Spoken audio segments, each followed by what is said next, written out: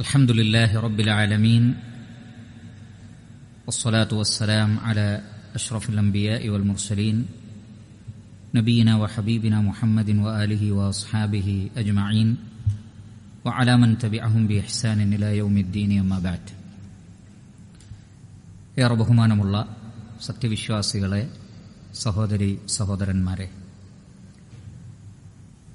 അവസാനത്തെ തശഹുദിൽ സലാം വീട്ടുന്നതിനു മുമ്പ് നമസ്കാരത്തിൽ നമുക്ക് നിർവഹിക്കാവുന്ന പ്രധാനപ്പെട്ട പ്രാർത്ഥനകളാണ് നാം പഠിച്ചുകൊണ്ടിരിക്കുന്നത്.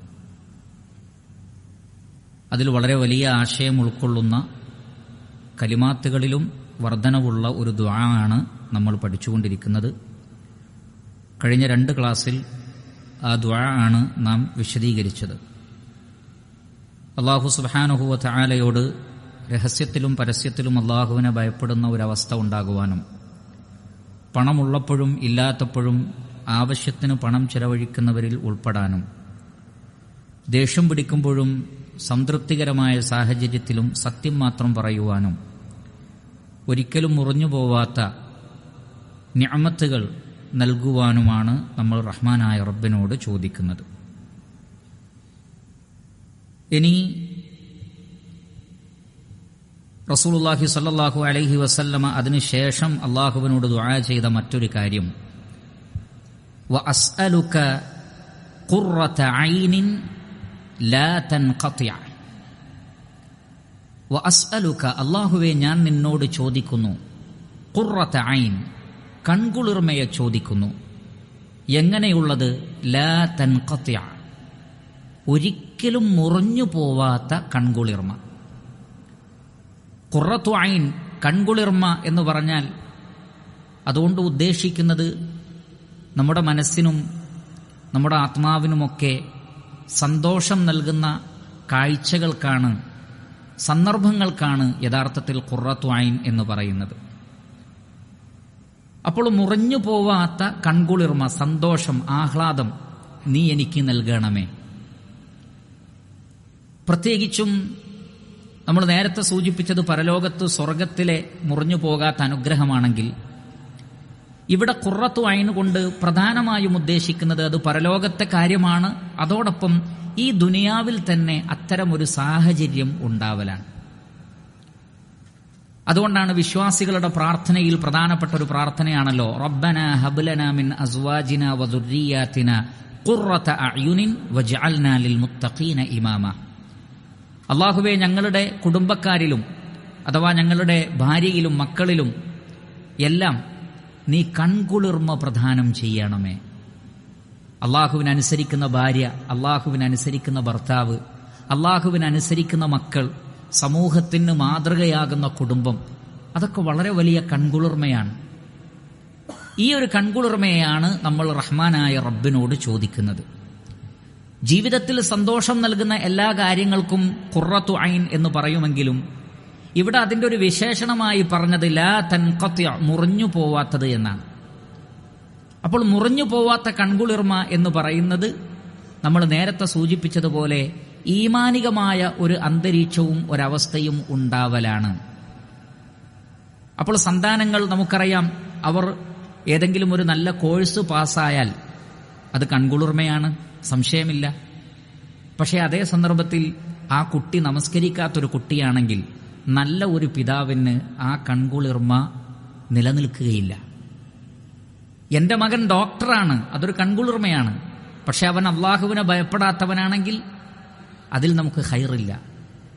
എന്റെ ഭാര്യ നല്ല സൗന്ദര്യമുള്ളവളാണ്, നന്നായി ഭക്ഷണം പാചകം ചെയ്യുന്നവളാണ്, എല്ലാമാണ്, എന്നാൽ ദീനിന്റെ വിഷയത്തിൽ പിറകിലാണെങ്കിൽ അവിടെ കൺകുളിർമയില്ല.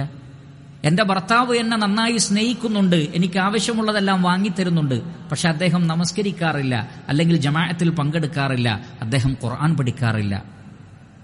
അപ്പോൾ കൺകുളിർമ ദുനിയാവിൽ എമ്പാടുമുണ്ട്. പക്ഷെ മുറിഞ്ഞു പോകാത്ത നിലനിൽക്കുന്ന കൺകുളിർമ എന്നുള്ളത് നമ്മുടെ വീട്ടിലും നമ്മുടെ മക്കളിലും നമ്മുടെ കുടുംബങ്ങളിലുമൊക്കെ തന്നെ ഈമാനികമായ ഒരു അന്തരീക്ഷം ഉണ്ടാവലാണ്. അതോടൊപ്പം തന്നെ ഉലമാക്കൾ വിശദീകരിച്ചു, അള്ളാഹുവിന് ഏറ്റവും നല്ല രൂപത്തിൽ ഇബാദത്ത് ചെയ്യാൻ സാധിക്കുന്ന അവസ്ഥ അത് ഏറ്റവും വലിയ ഒരു കൺകുളിർമയാണ്.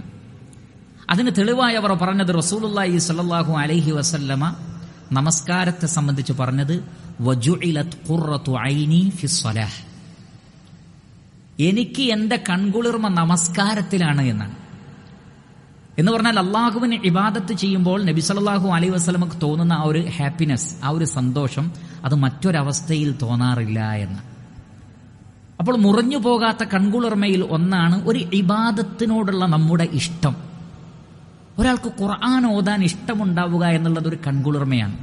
പക്ഷെ ഞാനും നിങ്ങളും ചിന്തിക്കുക, പരിശുദ്ധ ഖുർആൻ പാരായണം ചെയ്യുന്നതിനെ ഒരു കൺകുളിർമയായി കാണാൻ നമുക്ക് സാധിച്ചിട്ടുണ്ടോ? ഇല്ലാത്തതുകൊണ്ടാണ് നമ്മൾ പരിശുദ്ധ ഖുർആന്റെ കാര്യം ശ്രദ്ധിക്കാത്തത്. എന്തിനേറെ പറയണം, ഒരു യൂട്യൂബിലോ ഫേസ്ബുക്കിലോ മൊബൈൽ ഫോണിലോ നോക്കുന്നതിന്റെ ആ ഒരു ഇഷ്ടം പോലും ഖുർആൻ തുറന്നു നോക്കാൻ നമുക്കില്ലല്ലോ. അതുകൊണ്ടാണ് ഒന്നിൽ നിന്ന് മറ്റൊരു പ്രോഗ്രാമിലേക്ക് നമ്മൾ ഇങ്ങനെ തോണ്ടി തോണ്ടി എത്ര പോകാനും നമുക്കിഷ്ടമാണ്. ഒന്നിൽ നിന്ന് മറ്റൊന്നിലേക്ക് പോകാൻ നമുക്ക് വളരെ വലിയ ഇഷ്ടമാണ്. പക്ഷേ പരിശുദ്ധ ഖുർആനിന്റെ പേജുകൾ ഇതേപോലെ മറച്ചിടാൻ നമുക്ക് സാധിക്കുന്നുണ്ടോ? ഹദീസിന്റെ കിതാബുകൾ മറച്ചു നോക്കാൻ സാധിക്കുന്നുണ്ടോ? പണ്ഡിതന്മാരുടെ ദർസുകൾ കേൾക്കാൻ സാധിക്കുന്നുണ്ടോ? അതേപോലെ നമസ്കാരത്തിൽ ദൈർഘ്യനേരം, ഒരുപാട് നേരം നമ്മൾ സോഷ്യൽ മീഡിയയിൽ ചെലവഴിക്കുന്നു. അത്രയും നേരം നമസ്കാരത്തിൽ ചെലവഴിക്കാൻ, അതിനുശേഷമുള്ള അദ്കാറുകൾ ചൊല്ലാൻ സാധിക്കുന്നുണ്ടോ? അതിൽ കൺകുളിർമ കണ്ടെത്താൻ സാധിക്കുന്നുണ്ടോ? ഇല്ല എന്നുള്ളതാണ് യാഥാർത്ഥ്യം. അവിടെയാണ് അള്ളാഹുവിന്റെ റസൂലിന്റെ വാക്ക് പ്രസക്തമാകുന്നത്. വജുഇലത് ഖുർറതു ഐനി ഫിസ്സലാഹ്, എനിക്ക് നമസ്കാരത്തോളം റാഹത്ത് തോന്നുന്ന മറ്റൊരു രംഗമില്ല എന്നാണ്. അതുകൊണ്ടാണ് യാ ബിലാൽ അഖിമിസ്സലാ അരിഹ്നാ ബിഹാ, ഓ ബിലാൽ ഇഖാമത്ത് കൊടുക്ക്, സമാധാനം താ, സന്തോഷം താ, ആഹ്ലാദം താ, വേഗം ഇഖാമത്ത് കൊടുക്ക് എന്ന് നബി സല്ലല്ലാഹു അലൈഹി വസല്ലം പറയാറുണ്ടായിരുന്നു. അതുകൊണ്ട് പ്രിയപ്പെട്ടവരെ, നമ്മൾ റഹ്മാനായ റബ്ബിനോട് ഇതൊക്കെ ചോദിച്ചു വാങ്ങണം. ഇബാദത്തിലെ ഈ ഒരു കൺകുളിർമ, സൽക്കർമ്മങ്ങൾ ചെയ്യുന്നതിലെ സന്തോഷം, നമ്മുടെ കുടുംബം നല്ലവരായി കാണാൻ, അവർ നമസ്കാരവും നോമ്പും നിലനിർത്തുന്ന ആളുകളായി കാണാൻ, അവർ ഖുർആൻ പഠിക്കുന്ന ആളുകളായി കാണാൻ, അതിലൊക്കെ ആയിരിക്കണം നമുക്ക് കൺകുളിർമ. പക്ഷേ ധാരാളം ആളുകൾ മക്കളുടെ ഭൗതികമായ നേട്ടത്തിനു വേണ്ടി നെട്ടോട്ടമോടുന്നു. വ്യത്യസ്ത കോഴ്സുകൾ അന്വേഷിച്ച് ഓടുകയാണ്. അവർക്കതിനുള്ള എല്ലാ സൗകര്യങ്ങളും ചെയ്തു കൊടുക്കുകയാണ്. അങ്ങനെ എൻ്റെ മകന് വലിയ ഡിഗ്രി ഉള്ളവനാണ് എന്നത് പറഞ്ഞ് ആഹ്ലാദിക്കുന്ന രക്ഷിതാക്കൾ തൻ്റെ മകന് ഖുർആൻ നോക്കി ഓതാൻ അറിയില്ല എന്നത് ആ പിതാവിന് ഒരു വിഷമമുണ്ടാക്കുന്ന കാര്യമേ അല്ല. എൻ്റെ മകന് ഖുർആനിലുള്ള ഒരു സൂറത്ത് പോലും ഹിഫ്ളില്ല എന്നുള്ളത് ആ പിതാവിനെ സങ്കടപ്പെടുത്തുന്നേയില്ല എങ്കിൽ നമ്മൾ ഭയപ്പെടണം. അതുകൊണ്ട് റബ്ബിനോട് ചോദിക്കുകയാണ്, വഅസ്അലുക ഖുർറത ഐനിൻ ലാ തൻഖതി, മുറിഞ്ഞു പോകാത്ത കൺകുളിർമ നീ എനിക്ക് പ്രദാനം ചെയ്യണേ. വീണ്ടും ദുആ ചെയ്യുന്നു, വഅസ്അലുക റിദാ ബഅദൽ ഖദാ, അല്ലാഹുവേ ഖദാഇന് ശേഷം ഞാൻ നിന്നോട് റിളയെ ചോദിക്കുന്നു. ഖദാ എന്ന് പറഞ്ഞാൽ അല്ലാഹുവിന്റെ വിധി, ഖദർ എന്ന് പറഞ്ഞാൽ അല്ലാഹു മുൻകൂട്ടി കണക്കാക്കലാണ്. ആ കണക്കാക്കിയതിനെ നടപ്പിൽ വരുത്തുന്നതിനാണ് എന്ത് പറയാ, ഖദാ. അതുകൊണ്ട് തന്നെ എല്ലാ ഖദറും ഖദാ ആവണമെന്നില്ല, എന്നാൽ എല്ലാ ഖദാഉം ഖദറാണ്. അതുകൊണ്ടാണ് നബി സല്ലല്ലാഹു അലൈഹി വസല്ലം പറഞ്ഞത്, ലാ യറുദ്ദുൽ ഖദറ ഔ ലാ യറുദ്ദുൽ ഖദാഅ ഇല്ല ദുആ. അല്ലാഹു കണക്കാക്കിയ ഒരു കാര്യം ദുആ കൊണ്ട് അല്ലാഹു നീക്കിക്കളയും, ദുആ കൊണ്ട് അല്ലാഹു നീക്കിക്കളയും. അപ്പോൾ അല്ലാഹു മുൻകൂട്ടി ഖദറാക്കിയ ഒന്നിനെ അല്ലാഹു നടപ്പിൽ വരുത്തുന്നതിനാണ് ഖദാ എന്ന് പറയുക. അത് സംഭവിക്കും ജീവിതത്തിൽ. അങ്ങനെ സംഭവിച്ചാൽ ആ സംഭവിച്ചതിൽ തൃപ്തിപ്പെടാൻ കഴിയുക എന്നുള്ളതാണ് ഏറ്റവും പ്രധാനം. കാരണം അള്ളാഹുവിന്റെ പരീക്ഷണത്തിൽ നിന്ന് രക്ഷപ്പെടാൻ അമ്പിയാക്കൾക്ക് പോലും സാധിച്ചിട്ടില്ല, പിന്നെയല്ലേ അതിന് താഴെയുള്ള ആളുകൾക്ക്. അതുകൊണ്ടാണ് അല്ലാഹു സുബ്ഹാനഹു വ തആല അവന്റെ ഖദായിലും ഖദറിലും തൃപ്തിപ്പെടുന്നവരെ അള്ളാഹു തൃപ്തിപ്പെടുമെന്നാണ് നബി സല്ലല്ലാഹു അലൈഹി വസല്ലം പറഞ്ഞത്. ഇന്നല്ലാഹ ഇദാ അഹബ്ബ ഖൗമൻ ബിതലാഹും ഫമൻ റളിയ ഫലഹു റിദാ വമൻ സഖിത ഫലഹു സഖ്ത്. അള്ളാഹുവിന് ഒരാളോട് ഇഷ്ടം തോന്നിയാൽ അള്ളാഹു അയാളെ പരീക്ഷിച്ചുകൊണ്ടേയിരിക്കുന്നതാണ്. ശരിക്കും ശ്രദ്ധിക്കുക ആ വാക്ക്. ഒരാളോട് മഹബത്ത് തോന്നിയാലാണ്, ഇഷ്ടം തോന്നിയാൽ ആ വ്യക്തിയെ അല്ലെങ്കിൽ ആ സമൂഹത്തെ അള്ളാഹു പരീക്ഷിച്ചുകൊണ്ടേയിരിക്കും. അതുകൊണ്ടാണ് ലോകത്ത് ഏറ്റവും കൂടുതൽ പരീക്ഷണങ്ങൾ അനുഭവിക്കുന്ന സമുദായം ഏതാണ്? മുസ്ലിം സമൂഹമാണ്. അത് നമ്മുടെ ന്യൂനതയാണോ? അല്ല, അത് നമ്മുടെ ശ്രേഷ്ഠതയാണ്. കാരണം അള്ളാഹുവിന് ഇഷ്ടമുള്ളത് കൊണ്ടാണ് അള്ളാഹു നമ്മളെ പരീക്ഷിക്കുന്നത്. അതിലൂടെ അള്ളാഹു ധാരാളം ഖൈറുകൾ കാണുന്നുണ്ട്.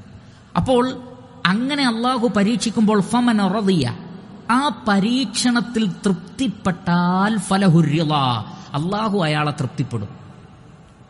അതുകൊണ്ട് എന്തൊരു ഖദർ നമ്മുടെ ജീവിതത്തിൽ, എന്തൊരു മുസീബത്ത് വന്നാലും അത് അല്ലാഹുവിന്റെ ഖദറായി മനസ്സിലാക്കിയിട്ട് അൽഹംദുലില്ലാഹി അലാ കുല്ലി ഹാൽ, ഏത് അവസ്ഥയിലും ഏത് അവസരത്തിലും അല്ലാഹുവിന് സർവസ്തുതി എന്ന് പറയാൻ നമുക്ക് സാധിക്കണം. കാരണം അല്ലാഹുവിന്റെ ഓരോ ഖളായിലും ഖദറിലും നീതിയുണ്ട്.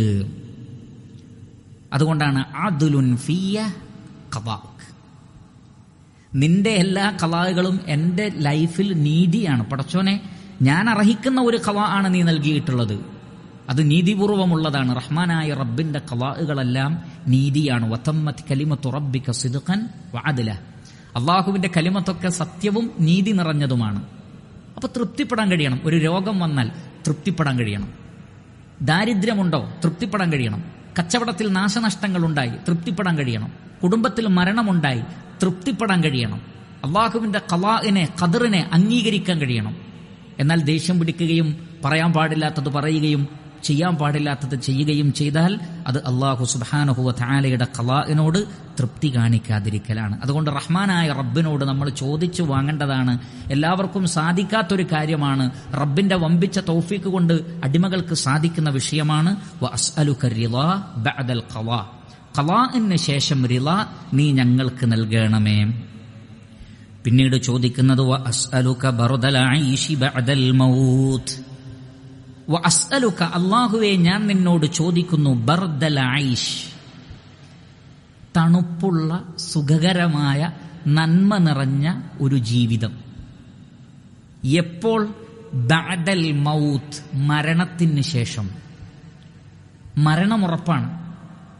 അപ്പോൾ മരണത്തിന് ശേഷം ഒരു ജീവിതമുണ്ട്. നിങ്ങൾ നോക്കൂ, മരിച്ചതിന് ശേഷം ജീവിതം ചോദിക്കുന്നു എന്ന് പറഞ്ഞാൽ വിശ്വാസികളെ സംബന്ധിച്ചിടത്തോളം നമ്മുടെ അഖീദയാണ്, നമ്മുടെ യഖീനാണ്. മരണം ജീവിതത്തിന്റെ അവസാനമല്ല, മറ്റൊരു ജീവിതത്തിന്റെ തുടക്കമാണ്. മരണം എന്നത് മറ്റൊരു ജീവിതത്തിന്റെ തുടക്കമാണ്, ഒരു സംശയവും വേണ്ടതില്ല. അത് ഹയാത്തുൻ ബർസഖിയ്യ, ബർസഖിയായ ഹയാത്തുണ്ട്. യൗമുൽ ബഅസിന് മുമ്പ്, വിചാരണയുടെ ദിവസത്തിന് മുമ്പ് ബർസഖിൽ ഒരു ജീവിതമുണ്ട്. അത് കഴിഞ്ഞാൽ പിന്നെ മഹ്ശറിലും. അപ്പോൾ മരണം എന്നുള്ളത് മറ്റൊരു യഥാർത്ഥ ജീവിതത്തിന്റെ തുടക്കമാണ്. അതുകൊണ്ട് തന്നെ ഉലമാക്കൾ പറഞ്ഞു, ഇതിൽ നിന്ന് ഒരു പാഠമുണ്ട്. എന്താണത്? ഒരു വിശ്വാസിയെ സംബന്ധിച്ചിടത്തോളം മരിക്കുന്നത് വരെ ഈ ദുനിയാവ് ചൂടുപിടിച്ചതായിരിക്കും.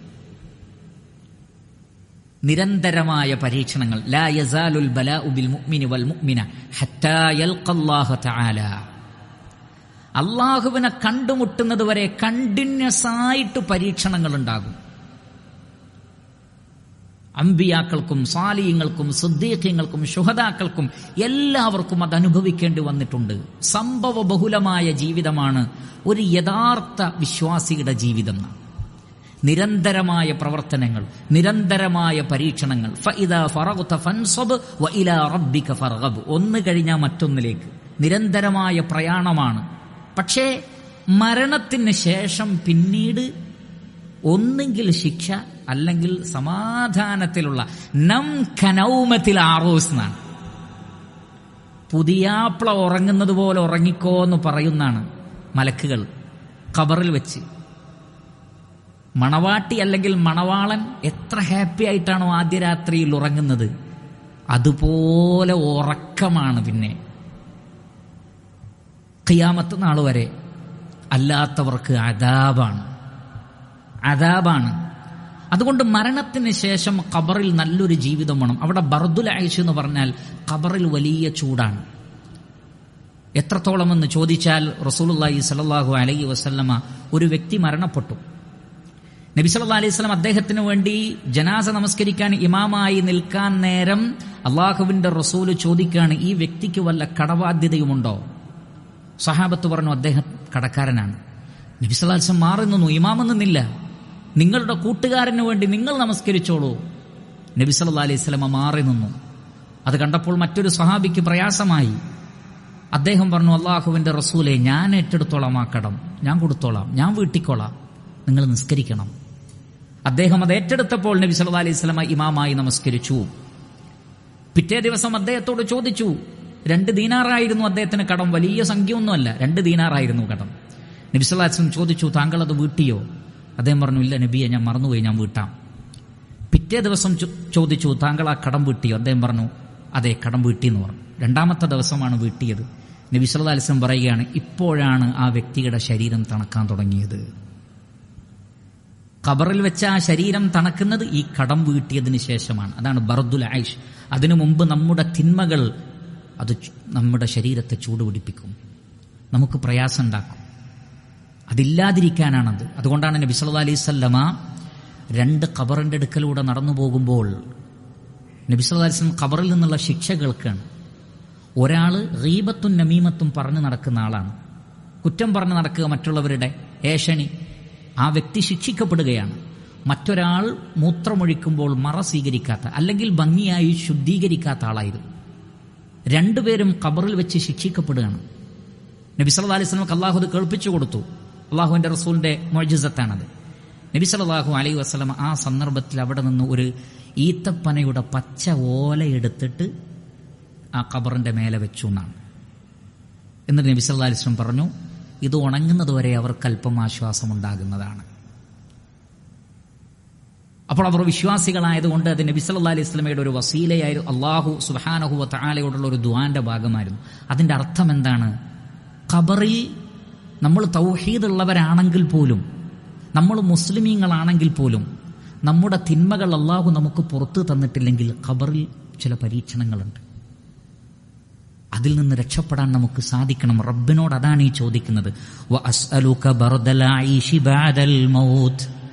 അല്ലാഹുവേ, മരണത്തിന് ശേഷം നീ എനിക്ക് തണുപ്പുള്ള സുഖമുള്ള ജീവിതം നൽകണമേ. ഖബറിലും മഹ്ശറിലും എല്ലാം ആണ് നമ്മളത് ചോദിക്കുന്നത്. അത് റഹ്മാനായ റബ്ബിനോട് ചോദിക്കണം. മരണം വരെ പരീക്ഷണമായിരിക്കും, അതിനുശേഷവും പരീക്ഷിക്കപ്പെടുന്നത് അതൊരിക്കലും നമുക്ക് താങ്ങാൻ കഴിയാത്തതാണ്.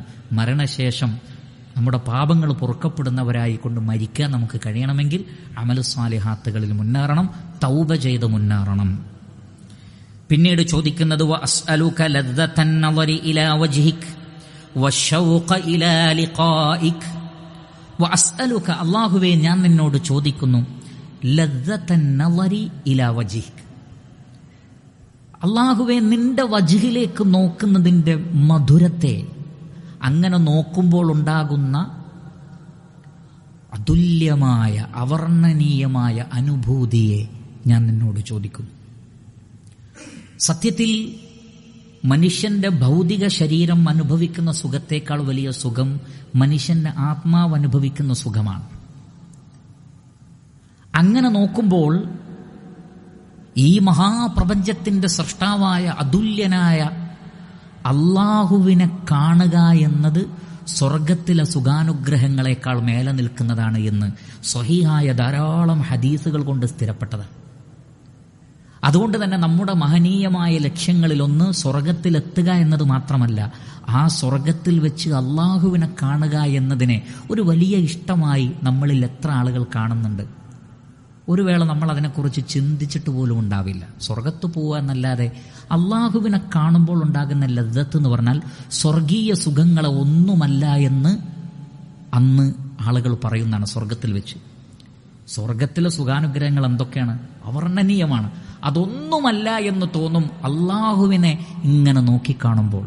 14 രാവിലെ പൂർണ്ണചന്ദ്രനെ നോക്കുന്നത് പോലെ, ബുദ്ധിമുട്ടില്ലാതെ നോക്കുന്നത് പോലെ അന്ന് അള്ളാഹുവിനെ കാണാമെന്നാണ്. അള്ളാഹുവിൻ്റെ 4 ഹിജാബുകൾ അള്ളാഹു മാറ്റിയിട്ട് വിശ്വാസികൾക്ക് അള്ളാഹു പ്രകടമാകും.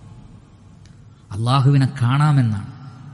എല്ലാ വെള്ളിയാഴ്ചയും കാണാം, പ്രത്യേകിച്ചും ജമാഅത്തിൽ കൃത്യമായി പങ്കെടുക്കുന്നവർക്ക്. അതുകൊണ്ടാണ് നബി സല്ലല്ലാഹു അലൈഹി വസല്ലം പറഞ്ഞത്, മഹ്ശറിൽ ഖിയാമത്ത് നാളിൽ സ്വർഗത്തിൽ അള്ളാഹുവിനെ കാണാൻ ആഗ്രഹിക്കുന്നവർ ഫജ്ർ നമസ്കാരവും അസർ നമസ്കാരവും കൃത്യമായി നിലനിർത്തട്ടെ.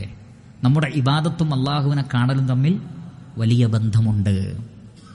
ബന്ധമുണ്ട്. അപ്പോൾ ആ റഹ്മാനായ റബ്ബിനെ കാണുമ്പോഴുള്ള ലദ്ദത്ത് ചോദിച്ചു വാങ്ങണം. അതാണ് വഅസ്അലുക ലദ്ദതൻ നളരി ഇലാ വജ്ഹിക്. രണ്ടാമത്തത് വശൗഖ ഇലാ ലിഖായിക്. നിന്നെ കണ്ടുമുട്ടാനുള്ള ഷൗഖ് എന്ന് പറഞ്ഞാൽ അമിതമായ ഉത്കടമായ ആഗ്രഹത്തിനാണ് ഷൗഖ് എന്ന് പറയാം. ഞാനും നിങ്ങളും ചിന്തിക്കുക, അള്ളാഹുവിനെ കാണാനുള്ള ഒരു വല്ലാത്തൊരാഗ്രഹം മനസ്സിലുണ്ടായിട്ടുണ്ടോ നമുക്ക്? ഇല്ലെങ്കിൽ അത് ഉണ്ടാക്കിയെടുക്കണം. അതിനെന്തെല്ലാം ചെയ്യാൻ പറ്റുമോ അതൊക്കെ ചെയ്യണം. ജീവിതത്തിലെ ഏറ്റവും വലിയ 2 ആഗ്രഹങ്ങളായിരിക്കണം. ഒന്ന്, അള്ളാഹുവിനെ കണ്ടുമുട്ടാനുള്ള ആഗ്രഹം ഒരാഗ്രഹമാണ്. ശരിക്കും ശ്രദ്ധിക്കുക. അള്ളാഹുവിനെ കാണുന്നത് മാത്രമല്ല, റബ്ബേ നിന്നെ കാണാനുള്ള ആഗ്രഹം ഞാൻ നിന്നോട് ചോദിക്കുന്നതാണ്. കാരണം ആഗ്രഹമില്ലെങ്കിൽ, അതിന് തൗഫീഖില്ലെങ്കിൽ പിന്നെ രണ്ടാമത്തത് വലിയ ബുദ്ധിമുട്ടായിരിക്കും. അപ്പോൾ ആദ്യം വേണ്ടത് ഇതിനോടുള്ള ഒരു താല്പര്യമാണ്. ആ താല്പര്യം ഉണ്ടാകുമ്പോഴാണ് പിന്നെ പ്രവർത്തിക്കുന്നത്. അതുകൊണ്ടാണ് ആ താല്പര്യം കൂടി ചോദിക്കുകയാണ്. വശൗഖ ഇലാ ലിഖാഇക്, നിന്നെ കാണാനുള്ള ഷൗക്ക്. നബി സല്ലല്ലാഹു അലൈഹി വസല്ലം പറഞ്ഞില്ലേ, ആയിഷ റളിയല്ലാഹു തആല അൻഹയുടെ സന്നിധിയിൽ വെച്ച് അല്ലാഹുവിന്റെ റസൂൽ സല്ലല്ലാഹു അലൈഹി വസല്ലം പറഞ്ഞു, നിങ്ങളെ ബാധിക്കുന്ന വിപത്തുകളിലൊന്ന് മരണത്തെ നിങ്ങൾക്ക് വെറുപ്പ് തോന്നലാണ്. ആയിഷ റളിയല്ലാഹു അൻഹ പറഞ്ഞു, അല്ലാഹുവിന്റെ റസൂലെ, ഞങ്ങളെല്ലാവരും മരണത്തെ ഭയപ്പെടുന്നവരാണ്. മരിക്കാൻ ആർക്കാണ് ഇഷ്ടം നബിയെ? നബി സല്ലല്ലാഹു അലൈഹി വസല്ലം പറഞ്ഞു, ആയിഷ, അതല്ല ഞാൻ ഉദ്ദേശിച്ചത്. കാരണം മരണത്തോട് എല്ലാവർക്കും ഒരു പ്രയാസമാണ്. പക്ഷേ ഈ ദുനിയാവിൽ നിന്ന് വേർപെടുകയാണെന്ന് യഖീന് വരുന്നൊരു സമയമുണ്ട്. വളന്ന അന്നഹുൽ ഫിറാഖ്, ഞാൻ ഈ ദുനിയാവിൽ നിന്ന് പോവുകയാണ്, ഞാൻ മരിക്കുകയാണ് എന്ന് മനുഷ്യന് തോന്നുന്ന ഒരു അവസാന നിമിഷമുണ്ട്. അങ്ങനെ മലക്കുകളെ കാണുമ്പോഴാണ് അത് ബോധ്യപ്പെടുന്നത്.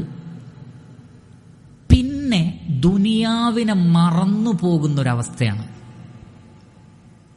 അള്ളാഹനെ കണ്ടാൽ മതി എന്നുള്ളൊരൊറ്റ ആഗ്രഹം വരുന്നതാണ് മരിക്കുന്ന സമയത്ത്.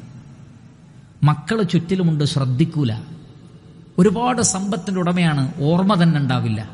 അല്ലാഹു മതി, അല്ലാഹു മതി, അല്ലാഹു മതി.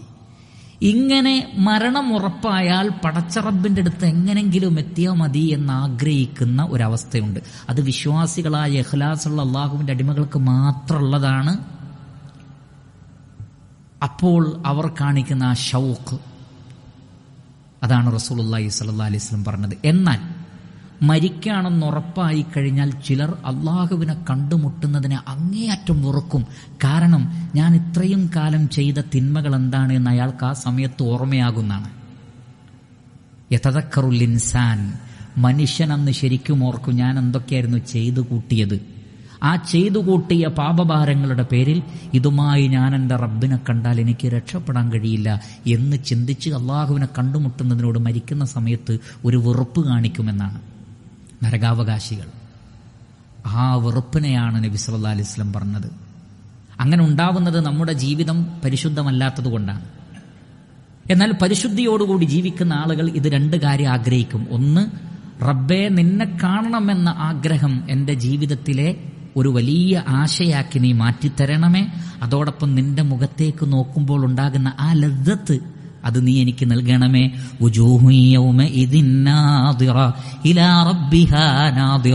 അന്ന് ചില മുഖങ്ങൾ പ്രസന്നമായിരിക്കും, സന്തോഷം കൊണ്ട് വെളുത്ത് തുടുത്തതായിരിക്കും.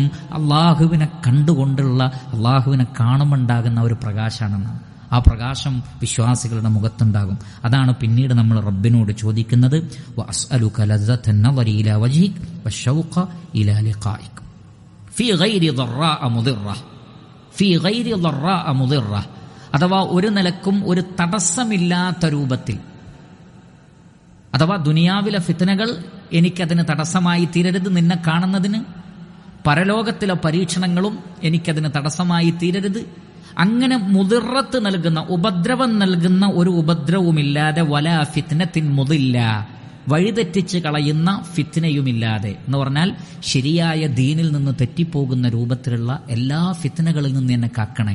കാരണം അങ്ങനെ തെറ്റിപ്പോയാൽ അവർക്ക് അള്ളാഹുവിനെ കാണാൻ കഴിയില്ല.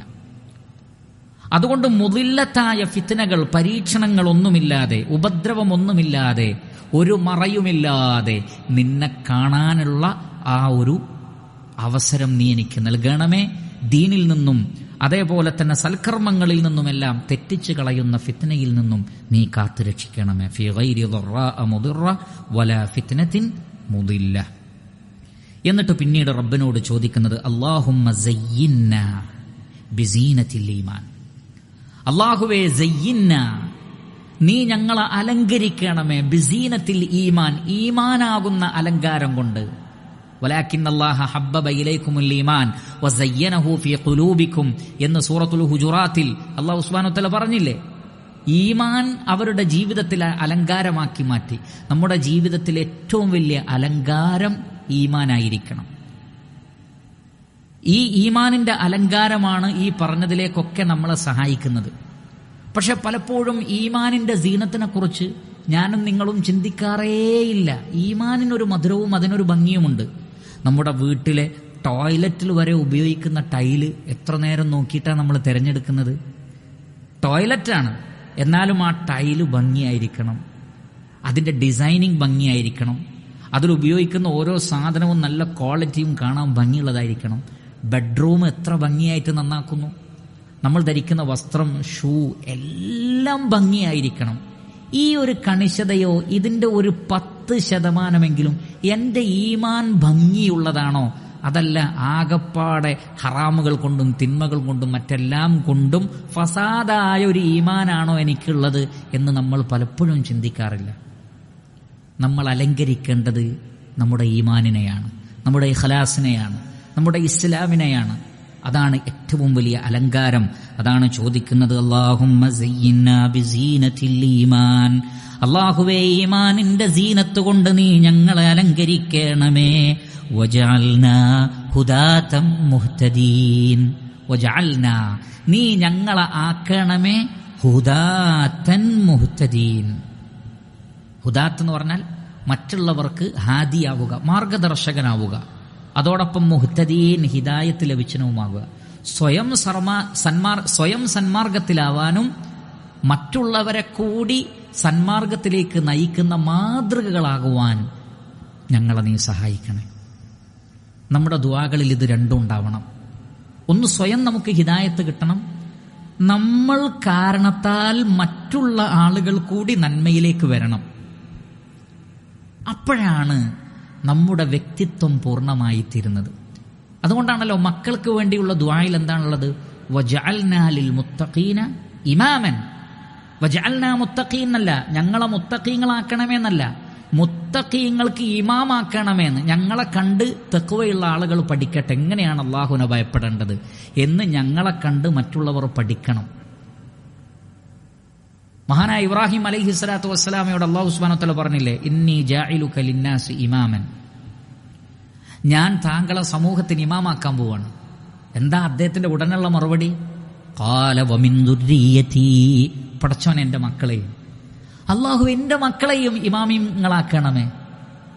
അങ്ങനെയുള്ളൊരു പ്രാർത്ഥനയും തേട്ടവുമായിരിക്കണം നമുക്കുണ്ടാവേണ്ടത്. അതാണ് ഇവിടെ പ്രാർത്ഥിക്കുന്നത്, വജഅൽനാ ഹുദാതൻ മുഹ്തദീൻ. അല്ലാഹുവേ, ഞങ്ങളെ നീ സന്മാർഗം സിദ്ധിച്ചവരാക്കണം, മറ്റുള്ളവർക്ക് മാതൃകയുമാക്കി മാറ്റണമേ.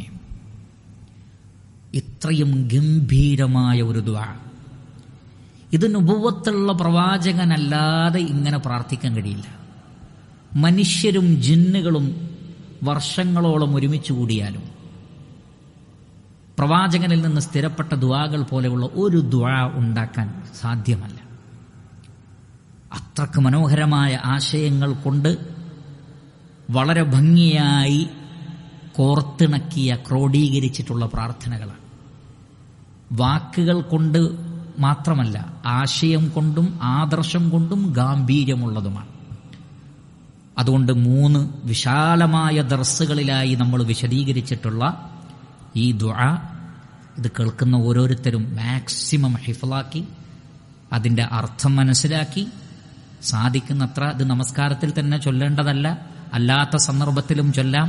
നബി സല്ലല്ലാഹു അലൈഹി വസല്ലമയിൽ നിന്ന് പഠിച്ച സ്വഹാബികൾ ഇത് നമസ്കാരത്തിൽ പ്രത്യേകം തിരഞ്ഞെടുത്തതാണ് നമ്മുടെ മാതൃക. അതുകൊണ്ട് നമസ്കാരത്തിലും മറ്റുമൊക്കെ നമ്മൾ ഈ ദുആ ചൊല്ലണം, മറ്റുള്ളവർക്ക് പഠിപ്പിച്ചു കൊടുക്കുകയും വേണം. അല്ലാഹു സുബ്ഹാനഹു വ തആല നാം ഏവരെയും അനുഗ്രഹിക്കുമാറാകട്ടെ. വസല്ലല്ലാഹു വസല്ലമ അലാ നബിയിന മുഹമ്മദിൻ വആലിഹി വസ്വഹ്ബിഹി അജ്മഈൻ വൽഹംദുലില്ലാഹി റബ്ബിൽ ആലമീൻ. സുബ്ഹാനകല്ലാഹുമ്മ വബിഹംദിക അശ്ഹദു അൻ ലാ ഇലാഹ ഇല്ലാ അൻത അസ്തഗ്ഫിറുക വഅതൂബു ഇലൈക. വസ്സലാമു അലൈക്കും വറഹ്മത്തുള്ളാഹി വബറകാതുഹു.